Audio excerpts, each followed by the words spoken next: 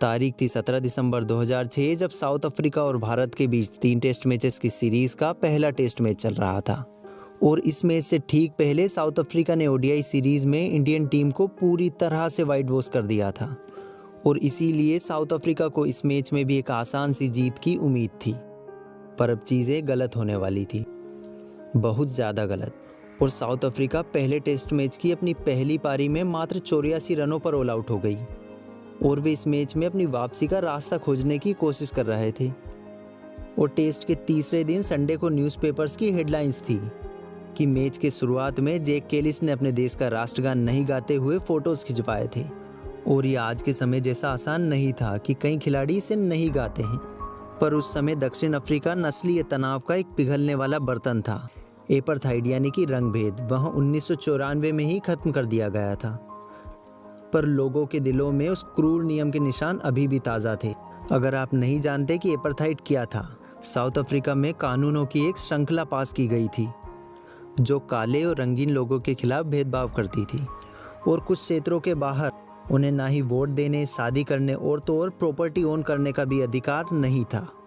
और इसे 1994 में समाप्त कर दिया गया था और प्रेसिडेंट नेल्सन मंडेला ने पुराने राष्ट्रगान और वहाँ के फेमस स्वतंत्रता संग्राम गीत को मिलाकर एक नए नेशनल एंथम को बनाने का आदेश दिया था।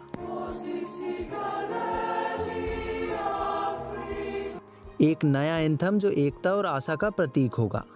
और जैक कैलिस ने उस राष्ट्रगान को गाने से इनकार कर दिया था।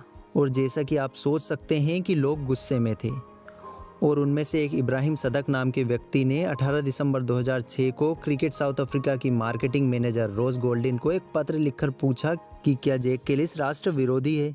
और फिर रोज गोल्डिन ने जवाब दिया कि हम अपने सभी खिलाड़ियों को नेशनल एंथम गाने के लिए प्रोत्साहित करते हैं, पर डेमोक्रेटिक कंट्री में ये उनका अधिकार है कि वे गाना चाहते हैं या नहीं।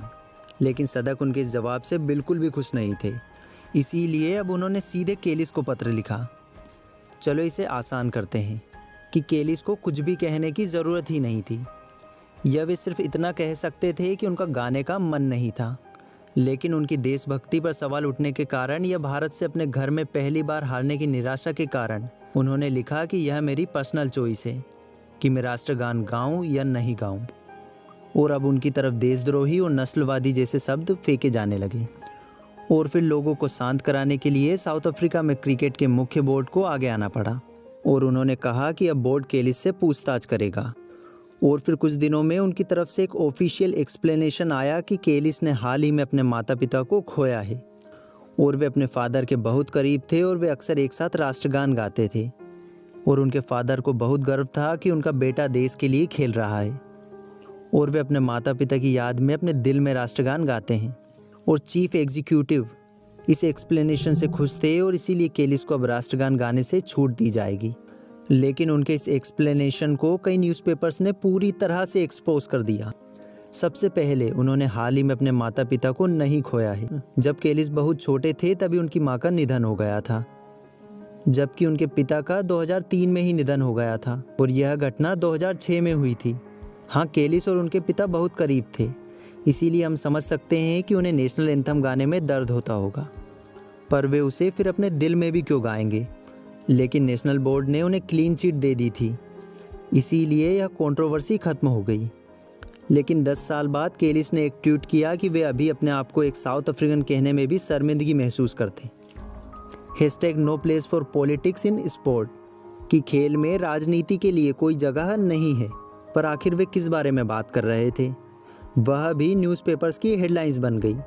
और उसी दिन संडे टाइम्स में एक आर्टिकल पब्लिश हुआ जो निकी बर्ग द्वारा लिखा गया था, जो एक सफ़ेद दक्षिण अफ्रीकी प्लेयर थे और उन्हें उस पहले टेस्ट मैच में खेलना था, पर अफ्रीकी टीम में आरक्षण यानी कि कोटा सिस्टम की वजह से उन्हें मौका नहीं मिल पाया था।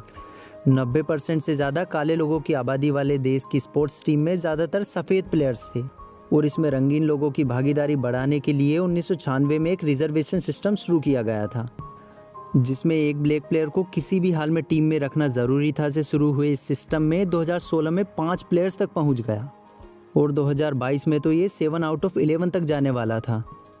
लेकिन प्रॉब्लम 2016 में भी यही थी कि डोमेस्टिक सर्किट में सफ़ेद खिलाड़ियों का दबदबा था इसका मतलब था कि अधिकांश टैलेंट केवल उन 6 स्थानों के लिए प्रतिस्पर्धा कर रहे थे, जबकि अधिकांश रंगीन आबादी जिन्हें कभी कोई समर्थन या प्रशिक्षण नहीं मिला था, उन्हें बचे 5 स्थानों के लिए रखा गया था। और इस पॉलिसी के परिणाम बेहद घातक साबित हुए और प्रतिभाशाली वाइट प्लेयर्स दक्षिण अफ्रीका के मैदान को छोड़ने लगे और अन्य देशों ने इस पॉलिसी को अनफेयर बताया, जबकि ब्लैक खिलाड़ियों ने महसूस किया कि वे 2016 के बाद टीम की ताकत को कम कर रहे हैं और सिर्फ जगह भर रहे हैं। और केलिस इस रिजर्वेशन सिस्टम के बारे में बहुत साफ रहे हैं। उनका कहना था कि कम से कम नेशनल टीम में तो आप ये लागू ना करें। यदि आप कोटा प्रणाली रखना चाहते हैं तो कम से कम ये तो सुनिश्चित करें कि आप उन्हें ज़मीनी स्तर पर पर्याप्त प्रशिक्षण सुविधाएं उपलब्ध कराएं, ताकि ब्लैक प्लेयर्स वास्तव में बराबरी से लड़ सकें। पर यह कोटा प्रणाली साउथ अफ्रीकन क्रिकेट बोर्ड की योजना थी और फिर इसका अधिकार CSA पर बैन लगाकर सरकार ने ले लिया और ICC ने फैसला किया कि वे साउथ अफ्रीका में क्रिकेट पर ध्यान रखेंगे। पर हमारी आज की स्टोरी, जब केलिस ने अपने ही देश का राष्ट्रगान गाने से इनकार कर दिया, खत्म होती है। उम्मीद करता हूँ कि आपको ये वीडियो पसंद आई है।